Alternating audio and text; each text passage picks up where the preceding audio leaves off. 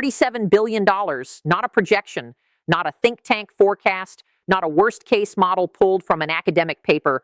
$37 billion is the documented, government-verified decline in goods trade between the United States and Canada recorded over the past 12 months. And on April 2nd, 2025, that number landed on a desk in the White House. The question is not whether Washington noticed. The question is whether Washington understood what it was looking at.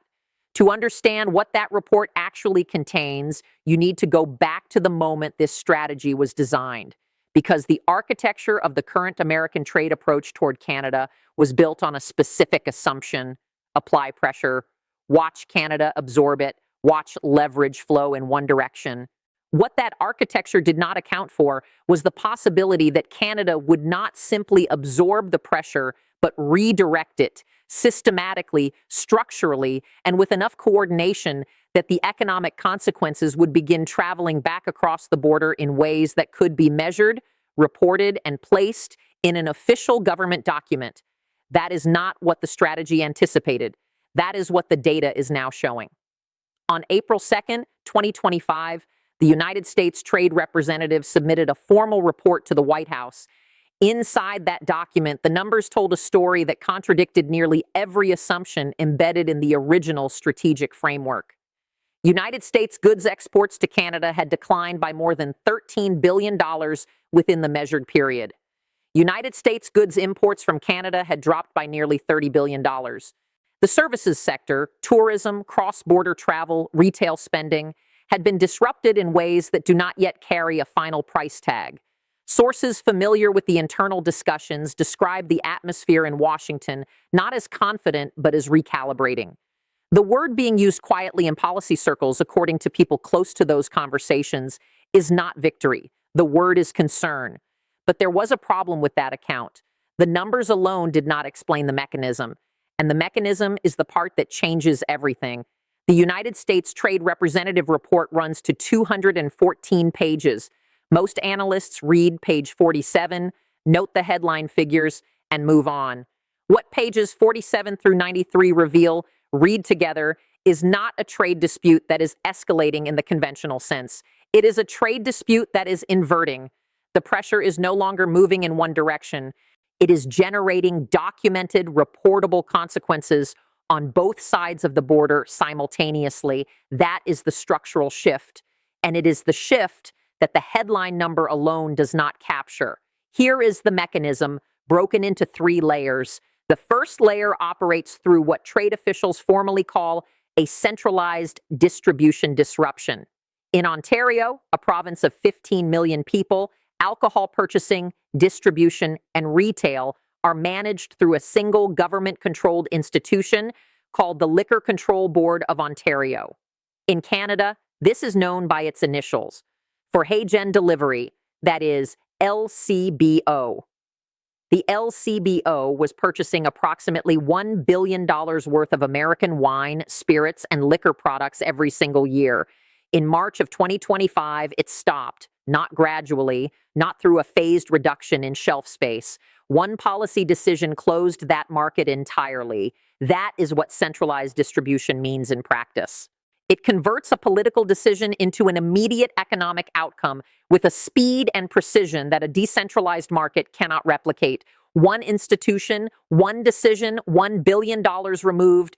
The second layer is structural. The Canadian federal government introduced what it formally calls the Buy Canadian Procurement Policy in December of 2024. The policy establishes a threshold.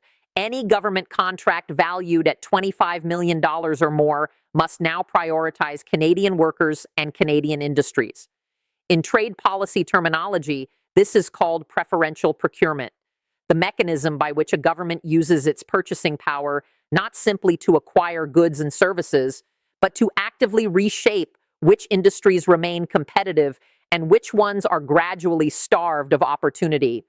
The United States has operated under its own equivalent of this policy since 1933 under the Buy American Act. American trade officials have defended that act for nearly a century as a legitimate expression of national economic interest. Ottawa is making precisely the same defense. The symmetry is real, the timing is deliberate, and the effect on American market access inside Canada is measurable. The third layer did not originate in any government office. It originated in grocery store aisles. Ordinary Canadian consumers, without coordinated instruction, began checking product labels. They began choosing domestic alternatives. They began making purchasing decisions that were no longer economically neutral, but were instead expressions of a broader national sentiment. Economists call this a demand substitution shift, when consumer behavior realigns around non-price factors. In this case, the non-price factor is national identity. Read that against the backdrop of the LCBO decision and the procurement policy operating simultaneously, and the three layers stop functioning as separate measures. They begin functioning as a single self-reinforcing system. Policy strengthens behavior. Behavior validates policy. The structure becomes self-sustaining in ways that are extraordinarily difficult to unwind from the outside. That is not three separate trade measures. That is a coordinated feedback loop. And that is not accidental. For the workers in Monroe County, Michigan, that $37 billion headline is not a policy debate. It is reduced hours on an automotive production line that depends on Canadian-sourced components crossing the border multiple times before a finished vehicle reaches the lot. Monroe County's automotive supply chain employs thousands of workers whose daily output is directly tied to the cross-border component flow captured in that 214-page report. When that flow contracts, and the data says it already is contracting, the disruption does not arrive as a plant closure headline. It arrives as a shift shortened by 45 minutes. Then a deferred expansion. Then a quiet boardroom decision that never appears on the evening news. Step back from the specific figures and look at what this moment actually represents. This is not the story of a trade dispute between two governments. This is the story of what happens when a bilateral relationship built over decades of integrated economic activity is stress-tested by a strategy that assumed the stress would remain contained on one side. The assumption was wrong.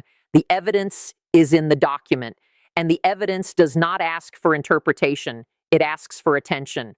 A senior trade lawyer with experience in both the North American Free Trade Agreement negotiations and the subsequent United States-Mexico-Canada Agreement review, speaking in general terms about bilateral dispute dynamics, once described the critical inflection point in any trade conflict this way. The moment the pressure stops being contained on one side of the border and begins generating documented, reportable consequences on the other side, that is the moment the strategic calculus changes. Not because anyone admits it publicly, but because the internal conversations change, the questions asked in policy meetings change, and the urgency with which people look for exits changes. Based on what the data now shows, that inflection point appears to have already arrived. The timeline that matters is not the one in press briefings. It is the one being tracked quietly by the people whose job it is to know what comes next before it becomes a headline. The first date is July 1st, 2025. That is the USMCA review deadline, the formal point at which all three parties must decide whether to continue the existing framework, withdraw from it, or enter a new round of negotiations. That deadline is not a suggestion. It is a structural trigger built into the treaty. And it is arriving in the middle of an active bilateral dispute with documented consequences on both sides. The parties are not walking into this review from a position of stable relations. The second marker is the end of the third quarter of 2025. If no substantive resolution framework has emerged by that point, the measures currently in place will have been operating long enough to appear in annual business planning cycles. Companies do not wait for political resolution before making investment decisions. They plan around the conditions that exist at the time the planning happens. Once capital is redirected, it does not automatically return when the political situation eventually improves. The third marker is the first quarter of 2026. By that point, preference lock-in, the phenomenon where a temporary behavioral shift becomes a permanent market restructuring because substitute products have had enough time to establish loyalty, will have produced measurable brand loyalty data for Canadian domestic and European alternatives to American products. That data, once it exists, becomes a commercial argument for maintaining substitute sourcing, regardless of what happens politically. The economics will have separated from the politics. The question that remains open is whether the July 2025 USMCA review produces a substantive resolution framework before the preference lock-in timeline completes, or whether the economic separation becomes structural before the political conversation catches up. If you have been following the data on this, you already have a position. Put your assessment in the comments. When that July deadline passes, we will see whose analysis was closest to what actually happened. This channel covers the structural stories before they become unavoidable headlines. If fewer than 10,000 people are currently in this room and you are one of them, that is not nothing. It means you are reading the document, not waiting for the summary. Subscribe and activate notifications. The next development in this story will not announce itself in advance. The gap between the people who understand what the data is already showing and the people still treating this as background noise is a gap that tends to close very suddenly and very expensively.